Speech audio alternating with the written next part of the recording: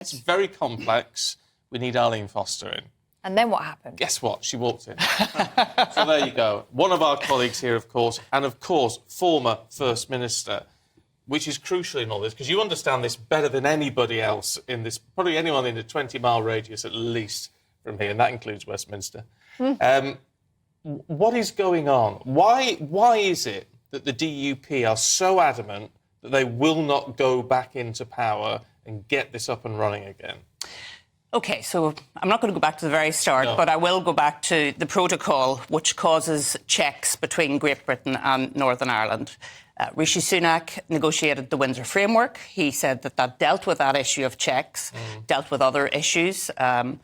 Unfortunately, the DUP don't believe that it does fully deal with the issue of checks. And I think they still have a number of issues they need to have sorted with the Prime Minister. I think the Prime Minister can deal with those matters. But because we've had the Belfast Agreement commemorations last week and this week again, that means there's a sort of a hiatus in the real politics at the moment. And I think once those commemorations are finished, I think that you'll see more talks and conversations happening again. Because what about the people of Northern Ireland?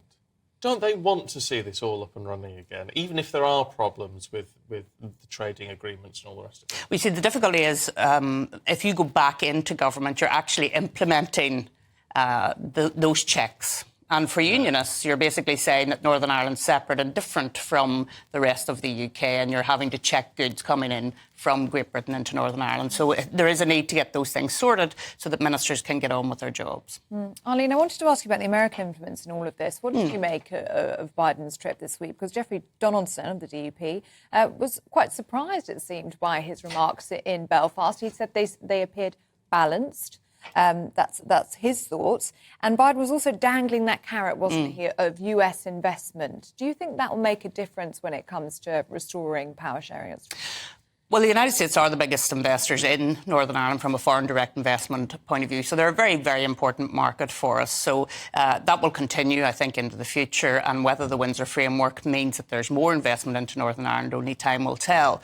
I mean, the Americans have always been there in the background. They're not co-guarantors or whatever. It's always been the UK government working with the Irish government and the parties in Northern Ireland. And the Americans have always been there in the background. Bill Clinton, Tony Blair would say, has played a very good role in terms of the Belfast Agreement. He's always been there to try and influence and try and be supportive. And it was interesting that Tony Blair said just before President Biden arrived that he needed to be careful and he needed to be sensitive.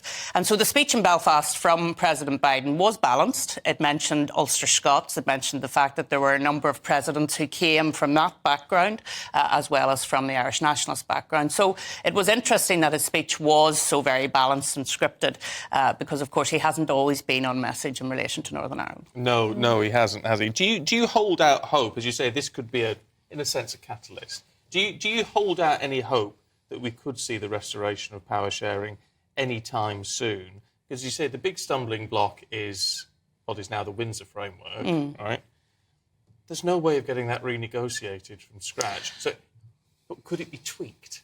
No, it's not a question of renegotiating it with the European Union. I think most people accept that there's no chance of the European Union coming back to the table. But the Prime Minister could do some things, particularly around the Constitution, for example, because I was part of a court case against the Northern Ireland Protocol, and the Supreme Court ruled that the protocol suspended parts of the Act of Union. So the Prime Minister could deal with that in Parliament if he chose to do so, and he could deal with some of the issues around the green and red lanes, so-called, coming across into Northern Ireland. So I think that there are conversations to be had, but as I say, because of the commemorations and everything that's been going on, there's been a bit of a hiatus in Northern Ireland. Do you know what? I will never quite... I know I've said this to you before, Arlene, but I've interviewed you as First Minister. And I can never get over the fact that now we can just have a chat. Do you know what I mean? A fireside chat. And we can wish you into the studio. But it's just the fact that it is so complex, and there is obviously you have so much knowledge on this, and we can explain it to people in a way that you can never do when you're in power. Well, Stephen, one of the reasons I got involved in GB News was to try and bring some of Northern Ireland to the rest of the UK without it always being about conflict, to have these sorts of conversations. And GB News has allowed me to do that, and I hope to continue doing that. Oh, you will. And you're on air at 11 this morning. I'm on at 11. Yes, I'm filling in for Michael Portillo this morning, and we're covering everything from Mary Quant to Emmanuel Macron. Oh, I wonder which one will be more spicy. Ali, really good to see you. Thank you. And you. Thanks, yeah, Ali. thank you. Thank you very much.